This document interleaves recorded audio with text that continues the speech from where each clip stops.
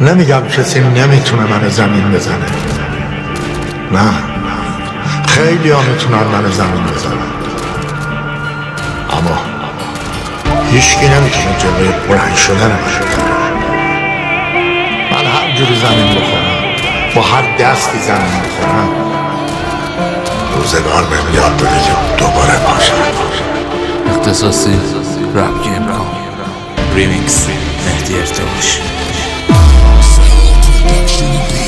وقتی من شکستم هیچی پشت من نبود، هیچی دست دراز نکرد به سمت من، واسم نمود. تنها موندم وقتی میشد پشت به پشتشم کبود، هیچی پشت من نبود، هیچی تخمشم نبود. روزی 1000 تا صفحه پشت سرم میذاشتن، مانع توی راه واسه یه کشتنم میکشتن، اما من میگفتم تلاش دشمنم بیفایده است. با این 1000 تا صفحه مستند میساختم، هر روز بیشتر درد من تو قلبم. آدمای شهر من قبر من رو کندن، من تو این جهنم همه رویاهامو کشتم.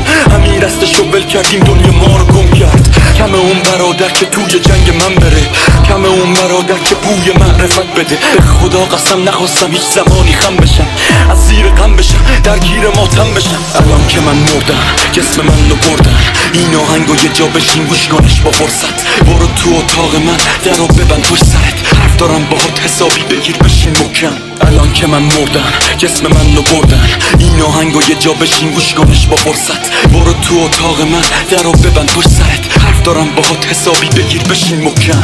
هم سنگرم چه کنارم باشی چه دور چه 100 قدمی، شاید تا حالا یه بارم با هم حرف نزدیم، ولی به هم نزدیک، به نزدیکی حرفام به حقیقت. خلاصه که تنها هم بشم اگه چند نفری، بعد پایین بودم گفتی نمیشنوی هم صداتم بکری، به جا دعوا و قرصم نشی بگی خالی میشی.